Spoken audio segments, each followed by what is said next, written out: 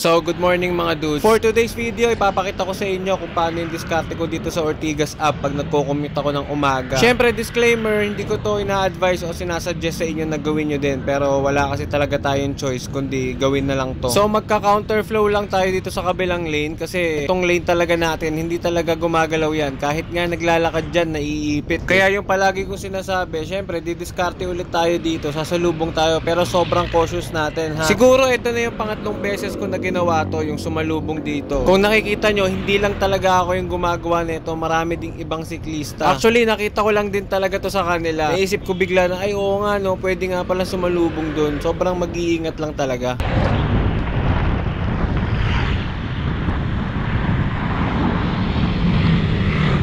May bike lane naman dyan sa kabila, pero syempre aasa ba tayo doon kasi punong-puno ng motor yun. Dapat nga tawag doon motorcycle lane na lang eh. So ayun, lalagpas lang tayo dito sa SM East tapos babalik na tayo sa lane kasi doon sa part ng Riverside medyo mahirap nang sumalubong dahil maraming tumatawid, mas maraming naglalakad kasi doon compare dito. Kung iisipin mo lang talaga, napakahirap maging isang bike commuter. Lalo dito sa Pilipinas kasi wala talaga tayo ditong designated lane para sa mga siklista o para sa mga bike to work. Kung papansinin nyo nga yung Google Maps, meron dun choice ng bike pero syempre walang lumalabas kasi wala naman talaga ditong bike lane talaga. Hindi tulad sa ibang bansa, may mga bike lane talaga, elevated bike lane. Safe ka talaga magbike sa kanila, safe ka magbike commuter sa kanila. Nakakaingit lang. Never na akong umasa sa magandang bike lane dito sa Pilipinas. Kurakutin na lang nila yung pera para masarap lagi yung ulam nila sa tanghalian. So ayun lang naman, sana may natutunan kayo sa diskarte ng isang pagiging bike commuter. Mag-ingat lang kayo palagi guys, maraming salamat.